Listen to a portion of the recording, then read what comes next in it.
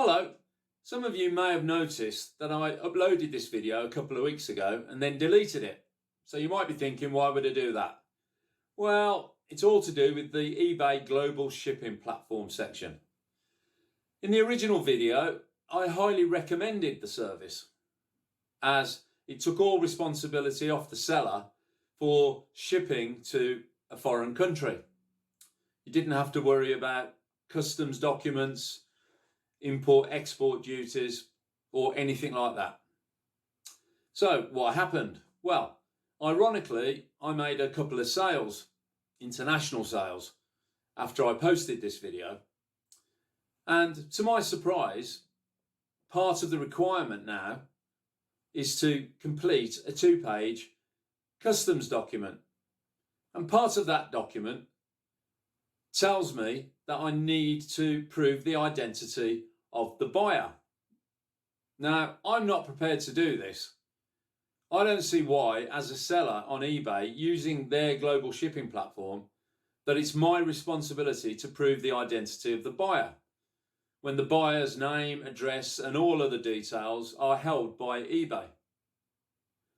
There also seems to be a lot of confusion on the part of eBay customer support about these requirements, as when I cancelled the order, I was obviously contacted by the buyer who expressed some disappointment that the order had been cancelled, and I explained to her the reasons, which she understood and was really cool about.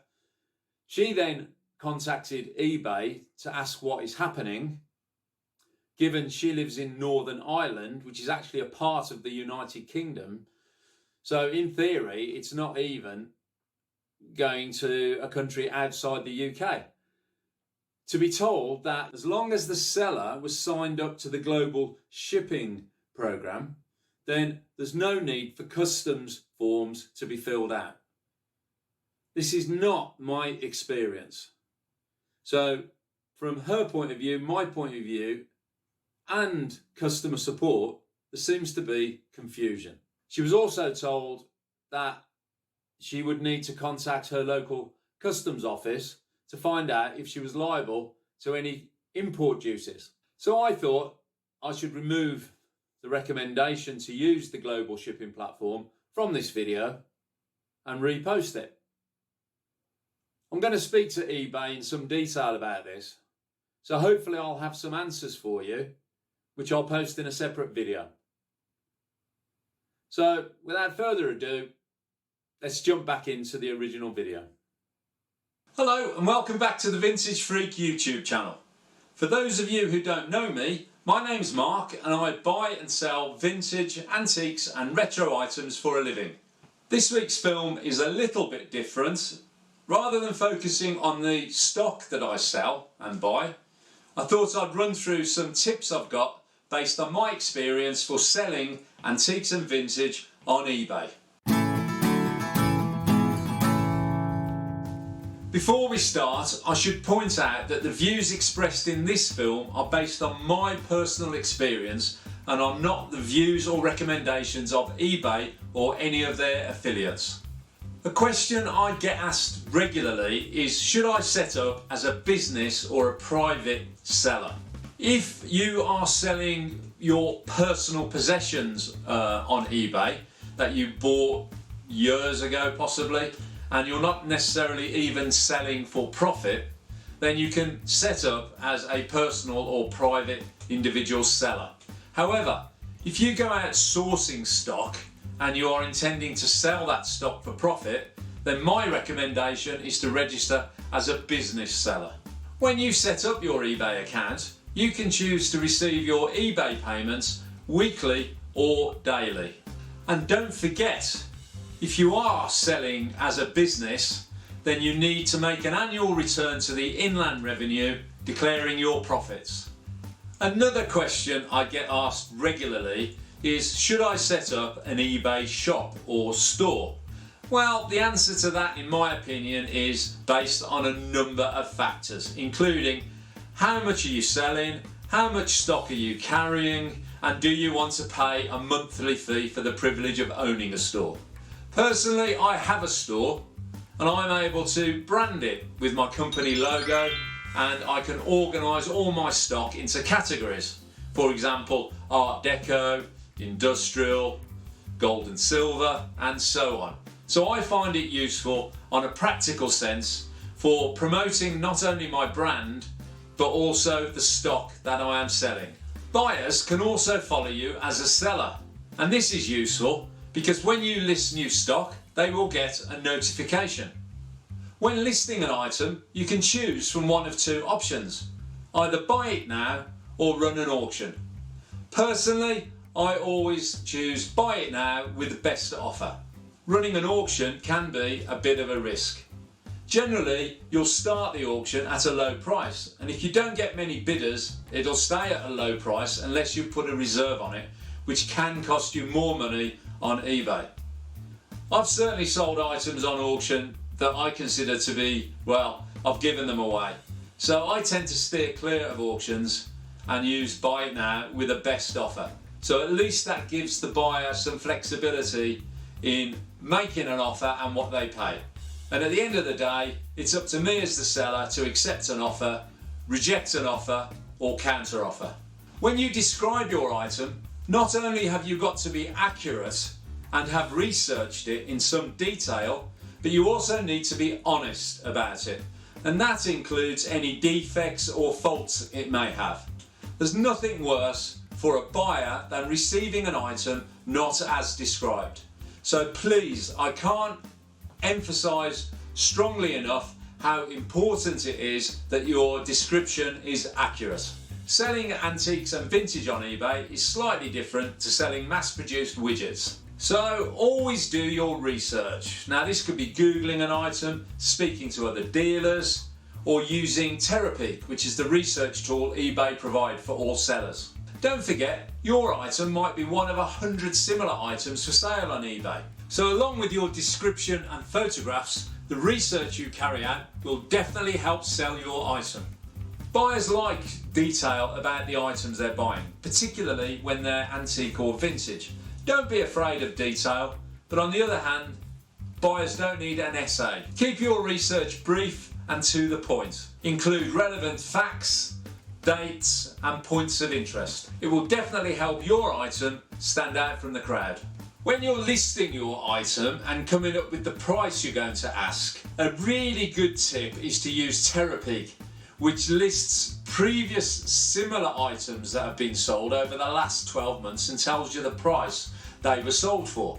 So it's a great place to start. I always start my research there, and it gives you a brilliant idea about what the average price is that that particular type of item is reaching. Alternatively, just look up the sold listings.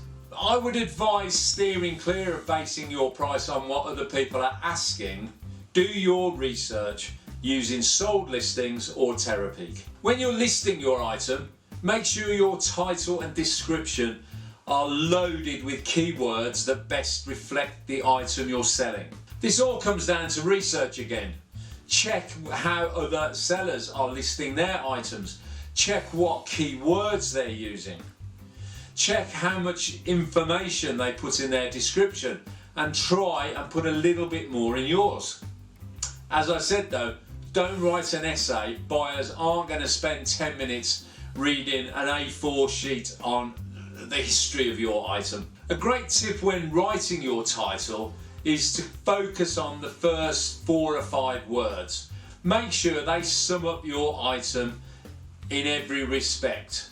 A lot of potential buyers will glance at a title, and if the actual description of what they're looking for is down the end of that title, they'll probably pass it by. So make sure to emphasise what your item is in the first 4 or 5 words at most. Also, I would recommend using up all the characters that you have available in your title line. I think there's 80 characters, so make sure you fill all those 80 characters with your title. I always do my best to do that. Sometimes I'm left with 1 or 2 letters, but the advice is always use all 80 characters in your title. So what are keywords? Well, keywords are, by definition, words that best describe your item and will resonate with a potential buyer. So for example, if you're selling an Evertort stool, make sure you use the words industrial, stool, Evertort, vintage. Terms like that really help the buyer to zone in on your item.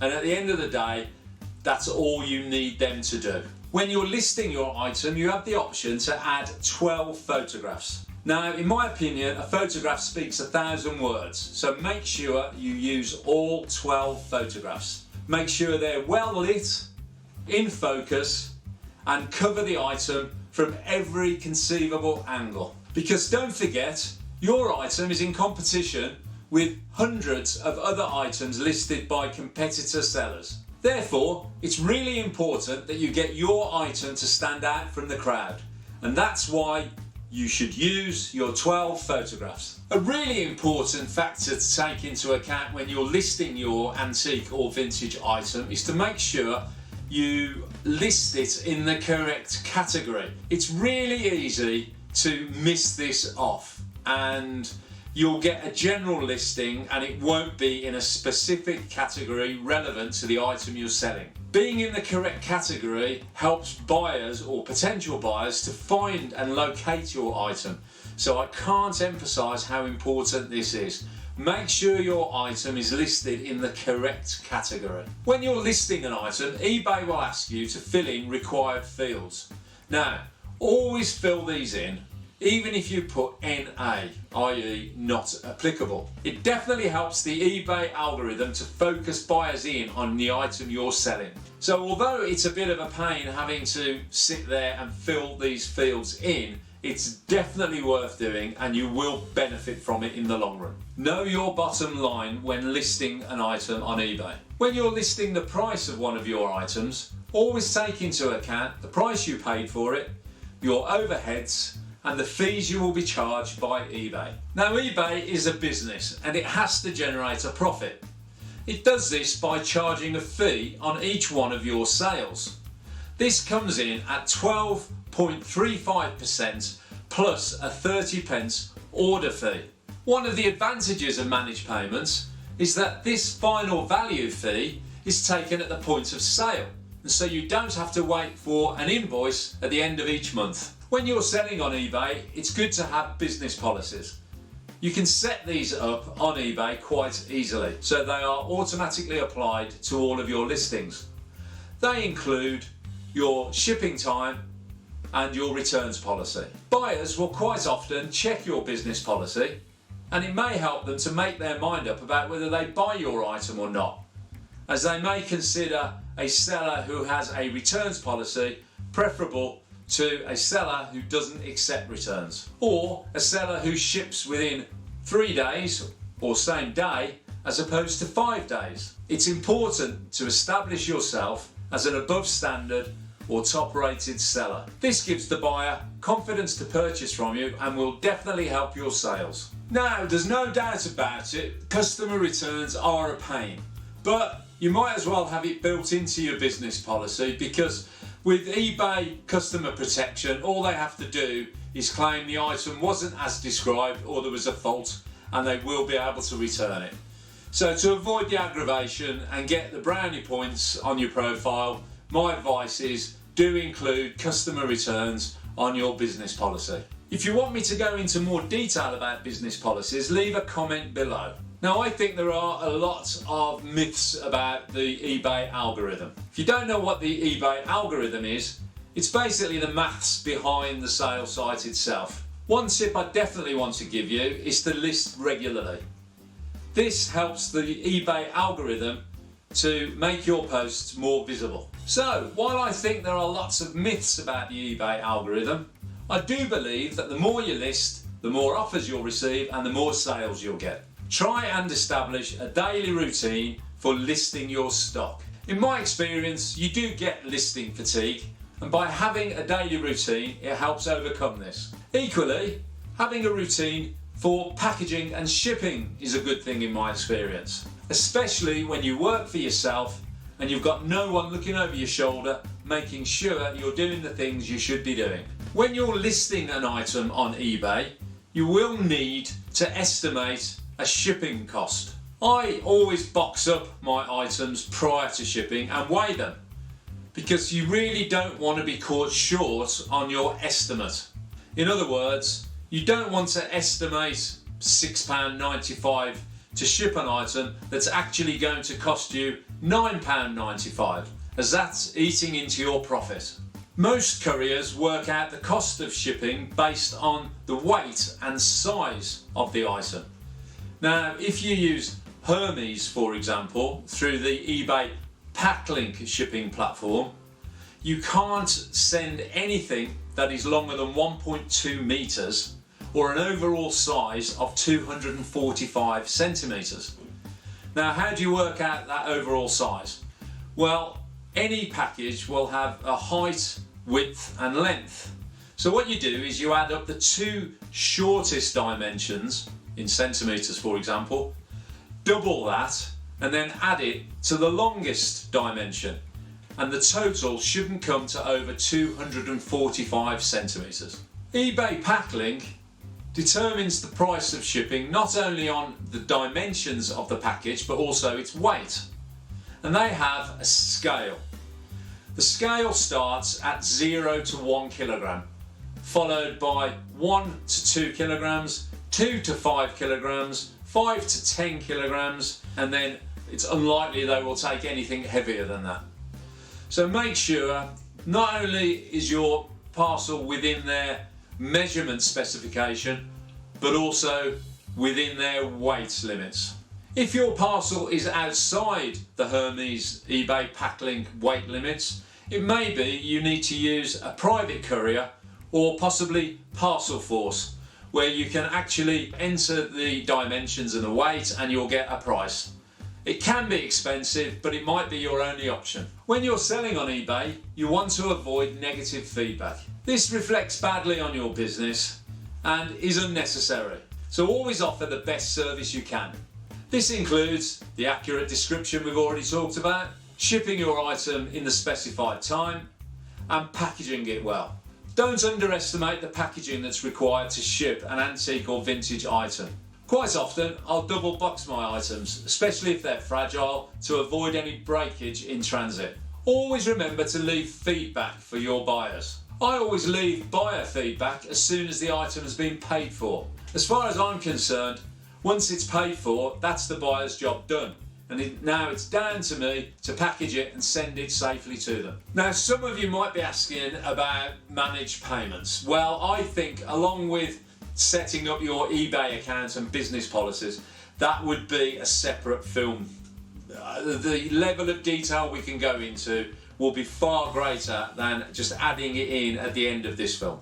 So again, if you've got any questions about managed payments, then add them in a comment below and I'll do my best to address them in a more detailed separate film. So what are my general thoughts about selling on eBay? Well, it's not my only outlet. I do sell at vintage and antique markets and fairs. So I'm not entirely reliant on it. I think it's still overall the best platform to sell antiques and vintage. It should be fun, it should be enjoyable, and hopefully you should make some profit out of it. I hope this film has helped and may have cleared up some misconceptions you may have had, or even possibly answered a few questions you had. If you enjoyed it and you'd like to see more films like this, please, to support our channel, like, comment and subscribe, and hit the notification bell to receive a heads up on when our next film is due to be published. Take care and stay safe.